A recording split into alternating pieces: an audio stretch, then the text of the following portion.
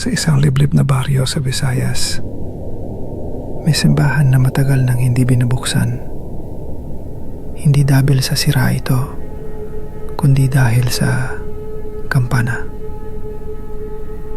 Tuwing 2:00 ng hating gabi, tumutunog ito ng mag-isa. 3 kalembang. Sunod-sunod, eksaktong 2:00. Walang pari, walang sakristan. Sarado ang gate ng kampanaryo. Pero gabi-gabi, tumutunog pa rin. Nung una, inakala ng mga tao ng gawa lang ng hangin o ng hayop na nakapasok. Pero nang may magsimulang mawala, laging pagkatapos ng kalembang, doon nagsimula ang takot. Ayon sa matatanda, noong panahon ng digmaan, isang pari ang naging saksi sa isang kasunduan. Hindi para sa Diyos, kundi para sa isang nilalang sa dilim. Sa harap ng altar, isang sundalo at isang babae ang nagpakasal. May hawak silang itim na kandila at krus na nilublob sa dugo. Tinangka ng pari na pigilan sila, pero huli na.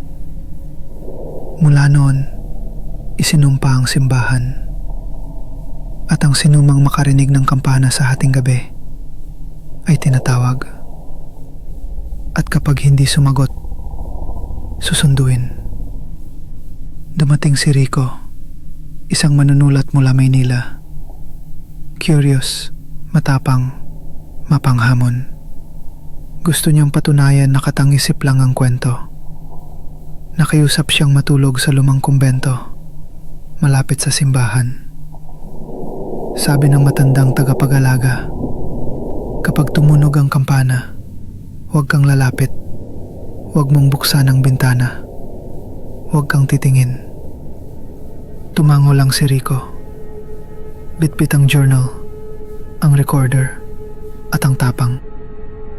Bago tayo magpatuloy, i-comment mo muna kung taga saan ka at anong oras mo to pinapanood.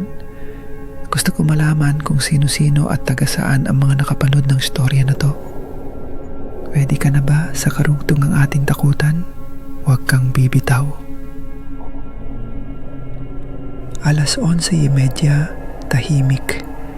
Nagsusulat siya ng notes habang naghihintay. Pagpatak ng 2:00, klang, una, klang, pangalawa, klang, ikatlo. Tumayo si Rico, lumapit sa bintana, sumilip. May babaeng nakatayo sa tapat ng simbahan. Puting-puti ang suot, nakalugay ang buhok, hindi gumagalaw, parang nakatingin sa kanya. Kinusot niya ang mata niya. Pagtingin niya ulit, wala na. Bumalik siya sa kama, tahimik. Pero ilang minuto pa lang, may narinig siyang yabag. Pak, pak, pak, papalapit sa hallway. Huminto sa pinto niya. May kumalabit sa doorknob. Tapos, may boses. Rico. Malamig, mahina, pero malinaw. Rico, buksan mo. Tumingin siya sa ilalim ng pinto. May anino, pero walang paa, nakalutang. Huminga siya ng malalim, pinilit kalmahin ang sarili. Pak! Bumukas ang pinto. Walang tao sa labas, wala ang babae. Nasa likod na niya. Kinabukasan, natagpuan ng mga taga-baryo ang journal ni Rico. Bukas, nasa huling pahina, may isang linya lang. Hindi ako sumagot, pero sinundan niya ako.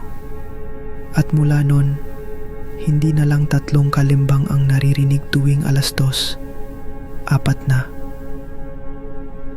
Gusto mong malaman kung sino ang babaeng iyon o bakit si Rico ang pinili?